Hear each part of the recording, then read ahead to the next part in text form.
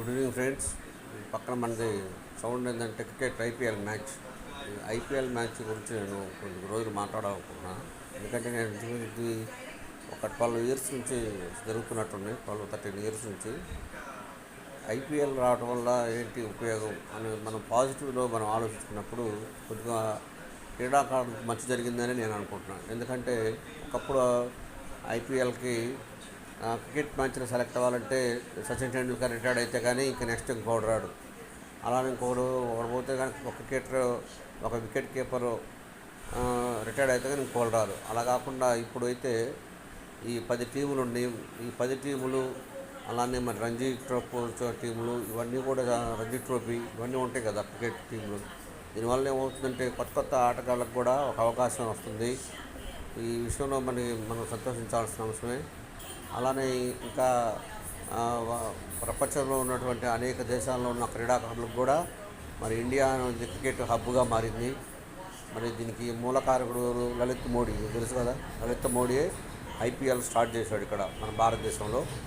ఒక పొట్టి ఒక 2020 format create చేసి దాన్ని ఐపీఎల్ అని పెట్టేసి ఈ భారతదేశంలో ఉన్న కొన్ని పారిశ్రామికవేత్తలతోటి మాట్లాడి ఈ విధంగా ఐపీఎల్ని తయారు చేసి ఈ విధంగా మరి ఇప్పుడు ఐపీఎల్ అనేది కొన్ని వేల కోట్ల బిజినెస్ జరుగుతుంది. కొంతమంది దురదృష్టవశాత్తు ఏం చేస్తున్నారంటే క్రికెట్ బెట్టింగ్లు పెట్టుకొని పోతున్నారు. ఈ బెట్టింగ్లతో పోకుండా ఆటగా చూసి ఎంజాయ్ చేస్తే బాగానే ఉంటుంది. ఈ ఐపీఎల్ వచ్చిన తర్వాత మరి మన ప్రపంచంలో వెస్టిండీస్ మరి ఎంతోమంది క్రీడాకారులు బయటకు వచ్చారు. మంచి క్రిస్ గేల్ కానీ, అలానే మరి ఇండియాలో కూడా చాలామంది ప్లేయర్స్ మంచి అవకాశం వచ్చింది. అలానే ఇప్పుడు కుర్రకారు కూడా అలాంటి చిన్నపిల్లలు కానీ క్రికెట్ అంటే క్రేజ్గా మరి సమ్మర్ హాలిడేస్లో వెళ్ళి క్రికెట్ ఆడుకుంటున్నారు. దీనంతటికి కూడా కారణం ఏంటంటే ఒక మార్పు, అదేంటంటే ఐపీఎల్ అనేది రావడం వల్ల మరి ఎంటర్టైన్మెంటు, మరి పెద్దోళ్ళకి కూడా ఎంటర్టైన్మెంట్ ఉంది, కుర్రోళ్ళు ఆడుకుంటున్నారు. అలానే ఆర్థికంగా కొంతమందికి బాగా ఇది వస్తుంది ఆటగాళ్ళకి. కాబట్టి ఇలాంటివి ఒక మార్పులు అనేవి జరుగుతూ ఉంటే ఏదో ఒక రంగంలో ఒక విప్లవాత్మకమైన మార్పు అనేది జరుగుతూ ఉంటుంది. కొత్త ఆటగాళ్ళకు కూడా ఒక మారుమూలప్పుడు మాకు పచ్చిపడి పక్కన పాతమల్లాయపాలెం ఉంది ఊరు, అక్కడ ఉంచి కూడా ఒక చిన్న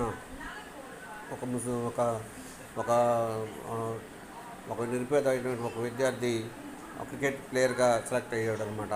అలానే మరి హైదరాబాద్ నుంచి సిరాజ్ అనే అతను కూడా క్రికెట్గా సెలెక్ట్ అయ్యి మంచిగా సక్సెస్ అయ్యాడు. మరి మనకి అంబటి రాయుడు ఇలాంటి వాళ్ళందరూ కూడా మంచిగా ఇంకా అలానే క్రికెట్ కోచ్లు, క్రికెట్ గ్రౌండ్లు అన్ని చోట్ల ఏర్పాటు చేసి క్రికెట్లో ఉన్న మెలకువలు వస్తున్నాయి. ఇవన్నిటికి కూడా కారణం ఏంటంటే ఈ ఐపీఎల్ సృష్టించిన లలిత్ మోడీకి నా అభినందనలు తెలియజేస్తున్నాను. ఆయన ఇప్పుడు మన దేశం లీడర్ అనుకుంటా. అయినా కానీ భారతదేశానికి ఒక చేశాడు కాబట్టి ఆయన మనం మెచ్చుకోవాలి. తర్వాత ఆయన చేశాడు అనేది మనకు వేరే అంశం. అలానే ఇంకా